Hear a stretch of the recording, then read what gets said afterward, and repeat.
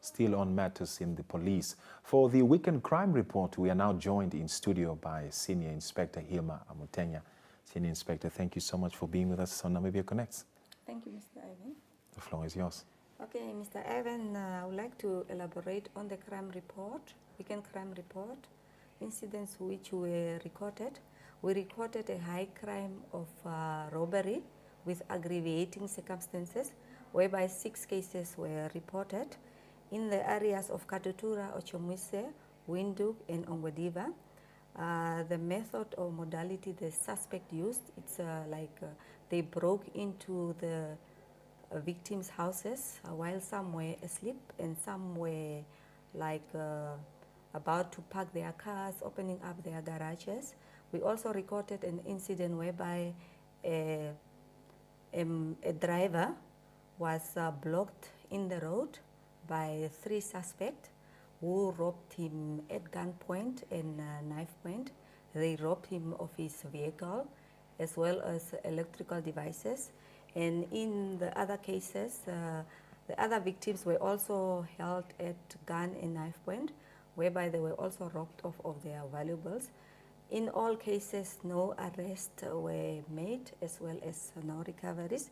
Moving forward, we recorded a high raise also in cases of possession of cannabis and as well as mandrakes, whereby 11 suspects were arrested, consisting of 2 females ranging between the ages of 17 and 40. And all suspects, as I said, they are arrested and they are expected to appear in their respective magistrate courts today. We also recorded suicide cases. To be specific, 4 cases were reported in towns of Okahawo, Swakopmund, Windhoek, as well as Opua. The victims' ages range between 18 and 59, and all are male. No suicide notes were left behind and their next of kin were informed. We also recorded 2 cases of culpable homicide, whereby an incident happened in Omungwelume.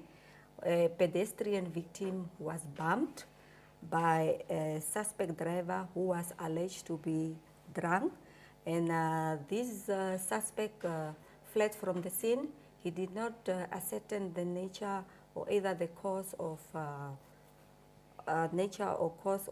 injuries sustained and so forth, but he was later apprehended. And then in another case, it's basically the same, whereby the suspect was also arrested, also under the influence of alcohol, and this case happened in Walvis Bay, and he was arrested, and the deceased died on the spot, and their next of kin were informed. Moving forward, we also recorded 2 cases in our southern region, being Keetmans and Ses, whereby 3 suspects were arrested. They were found in possession of counterfeit notes. One incident happened at a certain school in Keetmanshoop, whereby the 17-year-old suspect tried to buy items at a school's entrepreneurship day, and it was realized or either detected that the money were false or counterfeited, and she went further to reveal that she received the money from her boyfriend, who is also a suspect, 19 years old, was arrested, and upon a search at their houses, a bag full of counter notes consisting of South African rands as well as Namibian dollars was confiscated to a value of 72,220. All 3 suspects, including the one at SES, they are arrested and they are expected to appear in their respective magistrate courts in their areas.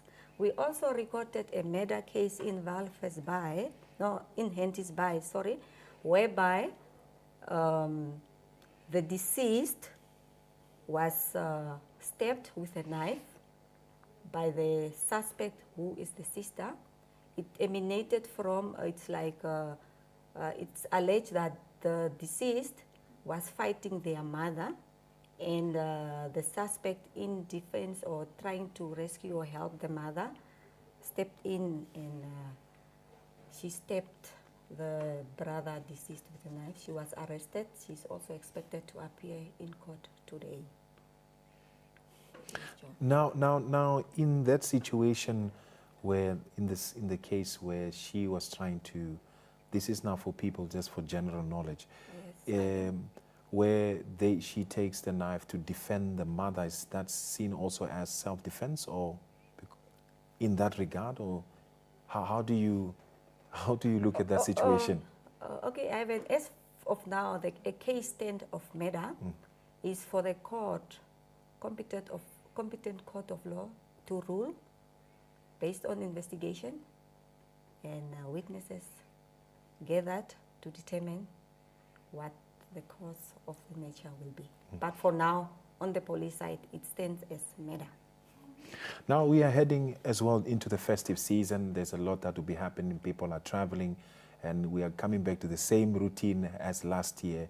What are some of the things that community members and people who are household owners, can do or collaborate with the police to make sure that their homes, or their, not to say that the police should take care of their things, but just for safety reasons, what are some of the measures they can take, to just make sure that everything that is theirs or in their neighborhood, people are safe and that everything is guarded? Okay, Ivan, as I started with the crime report, recorded a high rate of robbery. It's not an exception. We also recorded cases of house breaking. So it's like the report shows a worry. It was very worrying, an increase in robbery cases as well as other cases, stressing impact of, to say that we urge the community, and it's like we are enhancing community vigilancy. Like the community, our house owners should be vigilant, therefore urge residents to improve home security and stay alert while also at their homes, either sleeping and also driving. Wherever we are, we should try to maintain vigilance and keep safe and security. I think another issue that we saw on the social media is people were being encouraged not to walk around during the night or certain hours or in certain locations. What does the senior inspector have to say to or encourage such people who are constant? Sometimes it may be work, but what can be done to avoid some of these things? Okay, law enforcement is dictated to community safety and encourages residents to report suspicious activity. And in this case of walking around during awkward hours and so, we urge the nation to refrain from working during awkward hours and to be in awkward places where we see that our lives are in danger. Or we also encourage people to work in groups other than working alone, because being attacked or while you are alone, it's risky, but in a group, it's a bit safer.